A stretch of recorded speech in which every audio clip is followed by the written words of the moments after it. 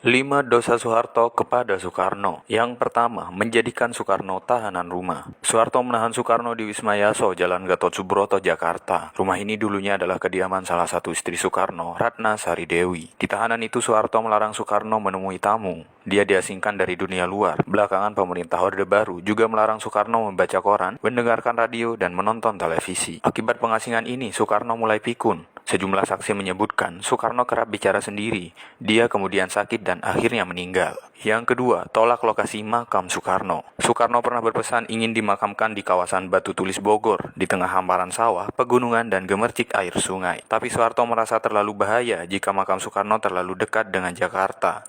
Dia memindahkan lokasi penguburan ke Blitar, Jawa Timur. Alasan Soekarno sangat dekat dengan ibunya dulu di Blitar. Protes sejumlah keluarga Soekarno tak didengar Soeharto. Rupanya, Orde Baru masih khawatir dengan harisma pemimpin besar revolusi ini. Yang ketiga, biarkan penyakit Soekarno. Selama menjadi tahanan politik, kondisi Soekarno semakin memburuk. Dia menderita penyakit ginjal dan rematik. Pemerintah Orde Baru tak pernah memperlakukan Soekarno sebagai mantan pemimpin besar. Mereka memperlakukan Soekarno seperti penjahat politik yang berseberangan dengan penguasa. Tahun 1969 saat Soekarno menghadiri pernikahan Rahmawati, itulah kala pertama dia bisa keluar dari tahanan rumah. Dengan pengawalan ketat, Soekarno hadir. Saat itu wajah semua hadirin menangis melihat Soekarno tampak lemah, wajahnya bengkak-bengkak dan kondisi fisiknya sangat menurun. Yang keempat, habisi para Soekarnois. Orde Baru memandang Soekarnois atau pengagum ajaran Bung Karno sama berbahayanya dengan Partai Komunis Indonesia. Maka saat pembunuhan seringkali para algojo tak ambil pusing apakah target mereka Soekarnois atau komunis. Jika mau melawan, sebenarnya masa pendukung Soekarno masih banyak. Setidaknya ada Angkatan Udara, KKO sekarang Marinir,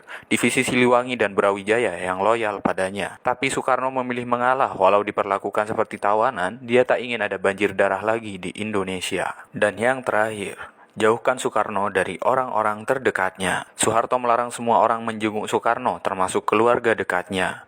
Ada pengawal kesayangan Soekarno yang juga akhirnya dipenjara oleh Soeharto. AKBP Manggil Marto Wijojo mungkin adalah perwira polisi yang paling disayang Soekarno. Perwira polisi ini adalah Komandan Detasemen Kawal Pribadi atau DKP Bung Karno. Manggil mendampingi Soekarno mulai dari detik proklamasi, hijrah ke Yogyakarta, hingga melindungi Soekarno dari ancaman granat dan penembakan. Tahun 1967, Manggil tak membiarkan konvoi Soekarno dihadang tentara RPKAD. Dia adu gertak dengan perwira RPKAD sementara anak buahnya kokang senjata melindungi Soekarno. Setelah peristiwa itu, Soeharto kemudian membubarkan DKP. Manggil pun terpaksa meninggalkan Soekarno.